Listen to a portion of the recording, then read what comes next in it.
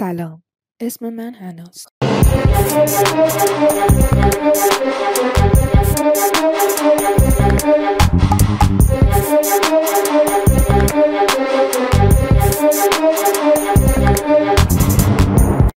به اولین ویدیو یوتیوب من خوش اومدین و حقیقتش پاره شدم چون نمیخواستم از خودم فیلم بگیرم و از اونجایی که قراره تجربیاتم با شما به اشتراک بذارم بدون راوی خب نمیشه. پس فکر این افتادم که خب خودم انیمیت کنم و بله از هم گسستم. خب بخوام خودم معرفی کنم 24 سالمه، مشهد زندگی میکنم، دانشجوام و گرافیک میخونم.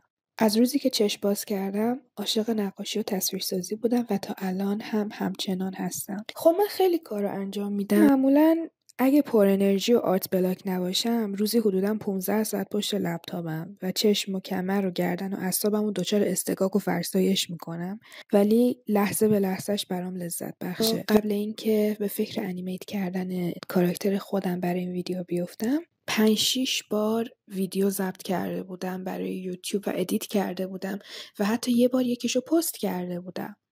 و چون که مامانم سابسکرایبم داره و حتی الانم داره این ویدیو رو میبینه بهم گفت که خب دیده میشی پاکش کن و بعد گوش میکردم و پاکش کردم.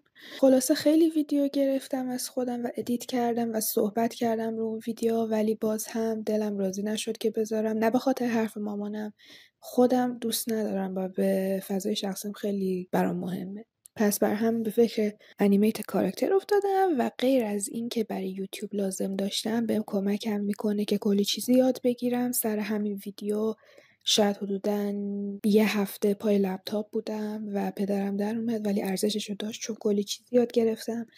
خب اینم از اولین ویدیو و خب خیلی چیز زیادی نداشتم بگم چون موضوع خاصی نبود، صرفا معرفی خودم و بیشتر قراره در آینده با هم آشنا بشیم.